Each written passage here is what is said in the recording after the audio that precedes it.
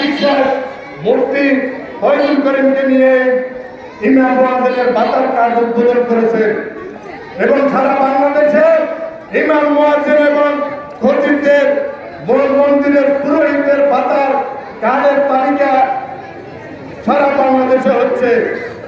আপনারা জানেন আমাদের প্রধানমন্ত্রী বিএনপির প্রধানমন্ত্রী জিয়াউর রহমান খালেদা জিয়ার সন্তান তারেক রহমান নির্বাচনের আগে বলেছে কৃষকদেরকে কৃষি কার্ড দিবে, যার মাধ্যমে কৃষক তার কৃষি পণ্য, সার, বীজ, কীটনাশক এবং কৃষি ঋণ সহ অনেক সুবিধায় কৃষি কাজের মধ্যে সেই কৃষি কার্ড দিবে। ইতিমধ্যে সে সারা বাংলাদেশ থেকে সমস্ত কৃষকদেরকে কৃষি কার্ড দেওয়া হয়েছে। সংগ্রামী যুবদলের নেতাকর্মী ভাইরা, এই কথাগুলো আপনারা জানতে হবে এবং পৌঁছিয়ে দিতে হবে।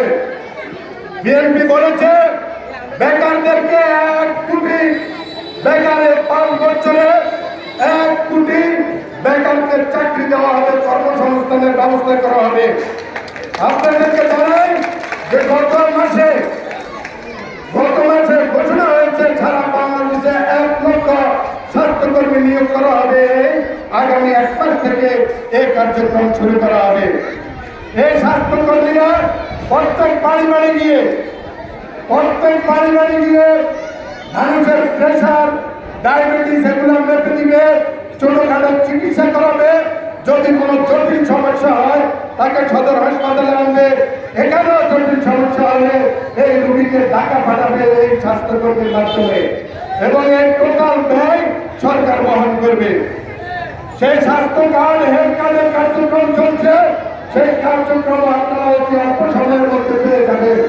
সংগ্রামী যুবদলের নেতাকর্মী ভাইরা, আমাদেরকে এই সমস্ত কথা যে বিএনপি ওয়াদা রক্ষাকারী দল,